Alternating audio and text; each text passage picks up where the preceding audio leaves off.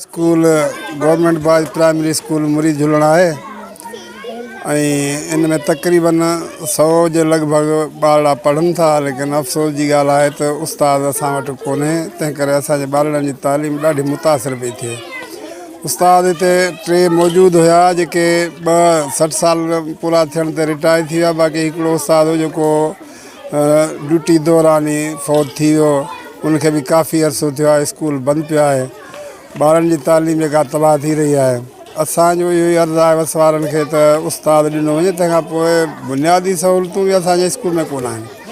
पाणी जी तकलीफ़ आहे, पाणी पीअण जो कोन्हे को। तंहिंखां पोइ बिजली जो को बि बंदोबस्तु कोन्हे। स्कूल जी हालत ज़बून आहे। वॉशरूम बिल्कुलु न हुअण जे बराबरि आहिनि, नाकारा थी विया आहिनि, जेके यूज़ नथा थी सघनि। तंहिं करे असां वस वारनि खे ऐं जेके असांजा वसवारा आहिनि ऐं तंहिंखां पोइ हद जा MP MNA आहिनि, उनखे अर्ज़ु आहे त हीअ जेको आहे सो नोटिस वठनि ऐं असांजी जेके बुनियादी सहूलियतूं ऐं उस्ताद जी जेका शिकायत आहे असांजी पूरी कनि त उस्ताद असांखे मुहैया कयो वञे कंहिं बि हालत में। ॿारनि खे वॾी तकलीफ़ आहे। ॿार हिते वीचारा ग़रीबनि जा ॿार पढ़ंदा आहिनि, उन्हनि वटि एतिरो पैसो कोन्हे जो हू ॿारनि खे ॿाहिरि मोकिलीनि। उहे बि परेशान आहिनि। ॿार सॼो ॾींहुं वेही वापसि वञनि था हलिया। तंहिं करे महिरबानी करे असांखे उस्ताद ॾिनो वञे।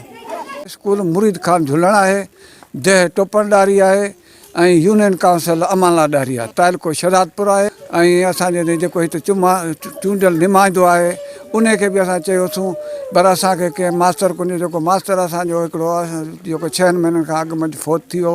हाणे 6 महीननि खां वठी असांजी स्कूल बंदि आहे ऐं असांजे स्कूल में का मरामत कान ठही आहे। न को असांजे स्कूल में बेंच आहे, न कुझु न काई। ऐं हिते असांखे बिजली बि कान ॾिनल आहे स्कूल जे तरफ़ खां। न को असांखे पीअण जो पाणी ॾिनो वियो आहे, न को वॉशरूम आहे। ऐं असांजे स्कूल में हींअर अहिड़ी हालत आहे जो ॿार वीचारा पढ़ी कोन था सघनि।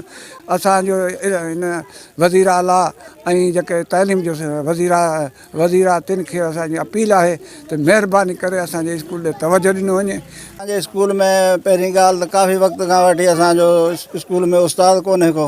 उन खां पोइ असांजे बिल्डिंग जी तमामु हालत ज़बून आहे, जेका वेहण जे बि हींअर लाइक़ु न रही आहे।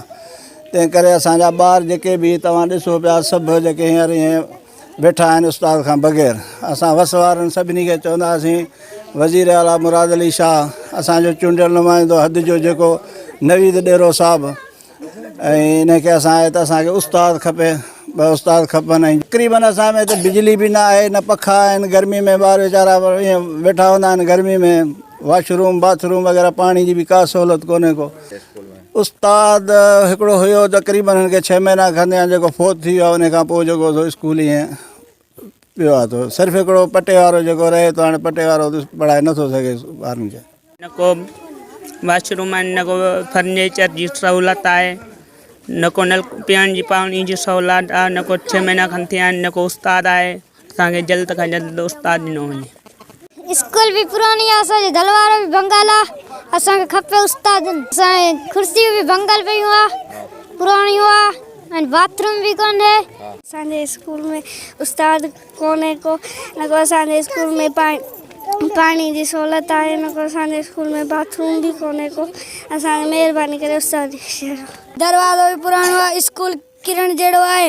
हाणे असां हिन में कहिड़ी तालीम, असांखे 2 उस्ताद खपनि, न कोन आहे। ॿियो छा कोन्हे?